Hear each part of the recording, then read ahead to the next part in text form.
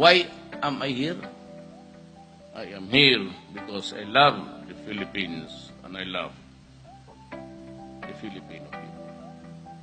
Rehabilitation of Manila Bay has started, and apart from launching massive and regular cleanup drives, the government is now shifting its focus to establishments violating environmental laws and relocating informal settlers. Unlike Boracay, rehabilitating the iconic bay has no deadline. Still, the local government believes the task will be more challenging. What exactly is the plan for Manila Bay? Let's go straight to the source of the story, Environment Undersecretary Sherwin Rigor-Yusek. Welcome to the show. Good to meet you, sir. Good morning, ma'am. Good to meet you. And of course, the listeners and televiewers. It's very important to talk about this, sir. Yesterday was the kickoff. It jump-started the cleanup of Manila Bay. How was the first day of cleanup, sir? Well, successful. The first day successful. We have mobilized interagency, including the 13 mandamus agencies, of their present resources. Yung mga trucks po, yung mga personnel, including their minor tools that we started cleanup, including the siltation or removal of silts along esteros. So, there are how many agencies involved? Ang dami, sir? Yes, 13. We included another 5. And the lead agency here is the DENR. Yes. There's actually an organizational chart there, the task force organization. Napakarami po yan. Obviously, at the top is the DENR. Correct. So, we all know, we all see Manila Bay. Everybody knows it's polluted. How polluted is the water? Was there any study very recently that was made on how to understand how polluted that water is? We have 11 major rivers emptying along the Manila Bay. Lahat po ng 11 na yun registered millions to billions of coliform. The total average of the whole area is 330 million fecal coliform, meaning the normal is only 200 million. No, 200 MPN. Right now, we have 330 million. So 330 million, it's hard to understand that, sir, to be quite honest. 330 million ang coliform. Yes, fecal coliform. Ang standard is? 200. Hindi million? No, it's 200 lang. And then Dalawang daan. Tapos ito, 330 milyon. Million. That's how polluted it is. That's how so polluted. What is it in the 11 rivers you say that actually go to the Manila Bay? Yes, that's the average. So we have 4 that is, we call them the Billionaires Club. So Manila Club is 1.3 billion fecal coliform. Vitas is 1.99 billion. Where is Vitas, sir? Vitas is near Navotas. Okay. Yeah. It's a fish port. Yeah. So dalawa na yun, sir. Tapos Manila Yacht Club, Vitas. Part ng port area, it's around 1.1 billion. These are the billionaires? Yes. You said there's 4? Yes, 4. What's the 4th one? The one is Libertad Channel near the reclamation of MOA. In Pasay? In Pasay. It's Pasay around 1 billion. So yung 4 po ang tinawag yung billionaires club. And this study was made when? In terms of the coliform level, of the billions of coliform level? We had the first testing last December and followed it up after the holidays, and another test last week. So consistent po sila. And the numbers were consistent? Yes, increasing. Even increasing? Even increasing. So here's the thing, sir. I mean, sabi nga nila, how do you actually make it very understandable or digestible? There was a report that actually even said that, I think, was it Secretary Anyo who said that kapag kulay brown, meron ho bang kulay ang tubig that will determine na madumi na ho ito? Yes, opo. Decoloration, kung minsan po ay nagbibigay ng significance o yung ebidensya. Kapag ang tubig po ay nagiging darker, gearing toward brown, that is definitely polluted. Po. Opo, po. You know, in yesterday's cleanup, reports were saying that the MMDA hauled 45 tons Yes. of garbage. And just to put that in context, ilan ho ba yung 45 tons of garbage? It's not 45 tons, it's 45 truckloads. Truckloads. Truckloads po yun. Meaning for every truckloads, meron po sila nakakarga na from 5 to 10 tons. 11 trucks po ang dinispatch ni MMDA. They did a very good job. So, ang ginawa po, Yusek, nagbalikan yung truck. Opo, kasi Hauled garbage. Saan po tinapon? So meron po silang disposable area, and yun po ay dadalhin sa engineered landfill somewhere in Pampanga. So, if the MMDA on the first day was able to haul 45 truckloads Correct. of trash, Yes. would there be, sa naked eye, is there any visible difference that is seen immediately or wala po? Meron po. Ano Meron ho? po. What's the difference from Saturday to Sunday when they were able to haul all that garbage? Well, before po kasi we have an everyday discharging of solid waste along the Manila Bay. So the target there is we classified or identified the ground zero. The ground zero is Manila Yacht Club to US Embassy. To the U.S. Embassy? To the US Embassy. That is ground zero? That's And ground zero. Ground zero stands for what again? Doon po tayo mag-i-start. The concentration of effort is there. So lahat po ng pollution, solid waste, water, and everything that goes on that span, yun muna i-concentrate natin. And gearing protracted, gearing inward, yes. Palabas? Palabas. Okay. Inward, not seaward, inward tayo. Oo.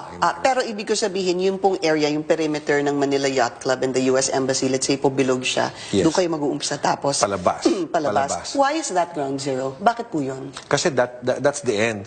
The strategy before was they wanted to start at the upstream, yung pinakamalayo, and then trapping them along the way. Opo. However, yung geographical challenge saka on the ground is a very, very big task.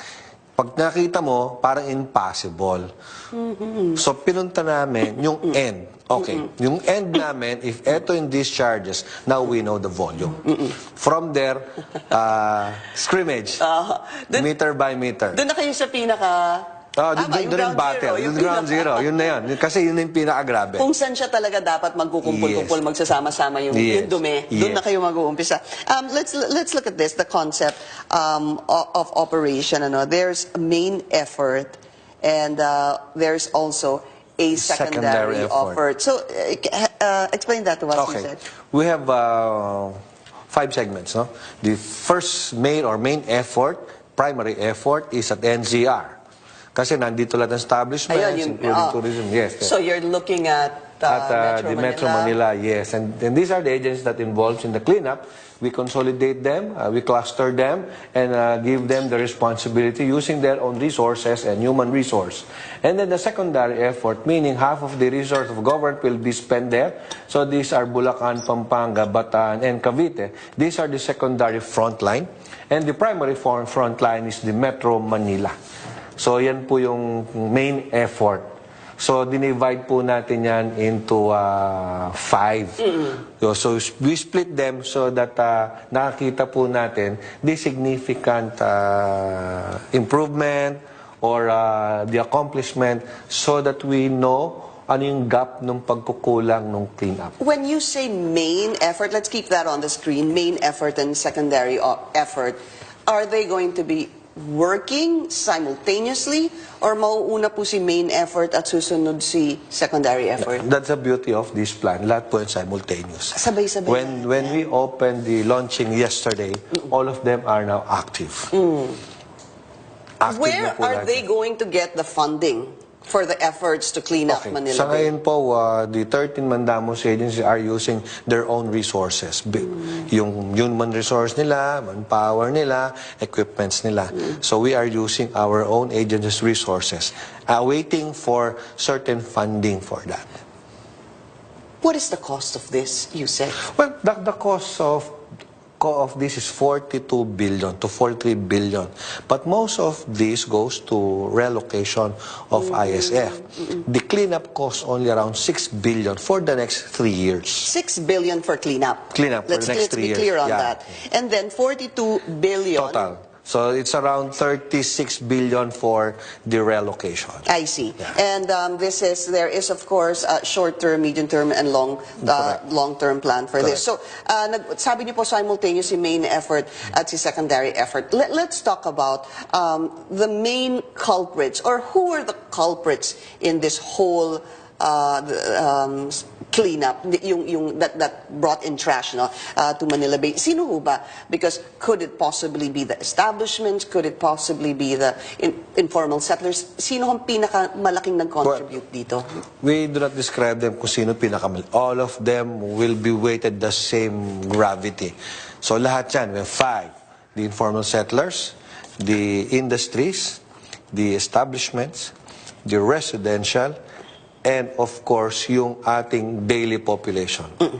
Everybody has part din sa pollution loading na yan. Isa-isahin po natin. The informal settlers, that numbers from my last research, sir, was 200,000? More than. Families, sir. Families, yes. More than. Right now, we have a number of 233,000 families. You know, if you multiply that by 6, sir, that's about 2 million people. It's a city. Yeah. Ganun po kalaki yun. Ganun po kalaki. And then these informal settlers, Yusek, the 220,000 families, where are they mostly found? They are, which area? They are situated in the middle of the esteros, the side of the esteros, few meters outside the perimeter of the esteros. They occupy the easement, which is 30 meters on both sides.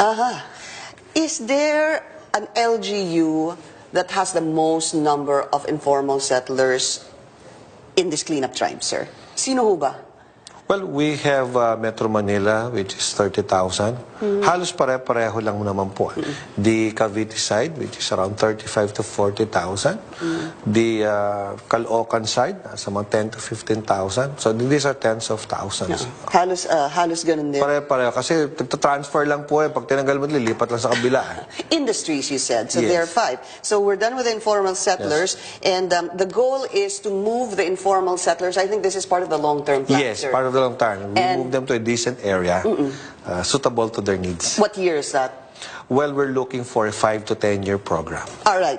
And then the industries, sino ho ito? Okay. These industries are old, 40 years ago operating, the middle age is 20 years operating, and yung bago, which are 1 year old to 10 years old. So ito po mga yon, we are now looking yung status nila on how do they discharge. Yeah. Half of them discharges illegally because they did not put up their own wastewater treatment. And discharge directly to the tertiary drainage, forwarding to the secondary drainage, and going to the esteros, and going to the rivers. Ganun ho yun. Ganun yun. yun yung flow nun eh. Nagko-connect. Okay, and then of course you have establishments. Yes, establishment, these are the service providers, the hotels, restaurants, the complex, the malls, and everybody. Okay, when we talk about the establishments, sir, ilan na po ang violators? Meron na ho ba?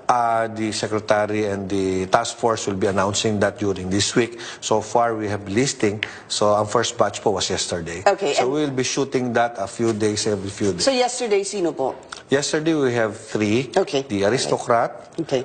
the Esplanade 1, which is a complex, and Gloria Marie, which is the restaurant along the bay. I think that's along the CCP complex. Yeah. So, sir, and meron pong residential at meron po yung daily, what did you call them? The daily population. The daily population. So residents would obviously be... the subdivisions, the condominiums, the old subdivisions, the old area. So they're part of it because we already traced kung saan sila nagdi-discharge. Lalo na po yung mga subdivisions, they refuse to install sewerage lines. That's going to be something that they need to do. Yes, we will be putting up a coercive action on that. So Really? kasama po yan. And then Kasi meron po tayong mga papakita sa publiko na if they don't do that, ito yung gagawin namin. Ito yung papakita namin. show that to us, sir. And then the daily population last is, of course... The everyday, you, me, and everybody, di ba? The small candy that you throw and the cups that you buy sa mga fast food. Yeah. yung littering, basically. That's what it is. I just want to bring this in, Yusek, before you go. Yes. It's the plan. Yung pong sinasabi nating short-term, medium-term, and long-term plan. This is part of the commitment Yes. of government. Yung short-term po is a quick fix, which is Yes. actually interesting. You want the Manila Bay to be a swimmable beach in 2019. That's a target. That's this year. That's a target. Okay. Assuming we reach that. But of course, we'll be having an accomplishment substantial from this day on. And then medium-term plan is for the sewerage system and Yes. relocation. Infrastructure and relocation. And the long term for 2020 to 2022, before the end of the term of the president, no? Yes, Okay. yes. And then the long term, as you mentioned a while ago, will be the full implementation, and this is for the year 2023 and onwards. Yes. Last question, Yusek. Yes. This is doable. Of course. Kaya ba? Kaya. Yun din sinabi sa amin ng Boracay. Kaya ba namin? Nakita namin. And then we took the challenge and we triumphed it. At we saw that Boracay is too small for us. So now you're going bigger. Thank you to Environment Undersecretary Sherwin Rigor. Sir, good luck. Thank you. Not just to you, to Everybody. every agency involved, and even to us, di ba? Yung sabi nga, the daily population. Maraming salamat po sa Maraming inyo. salamat.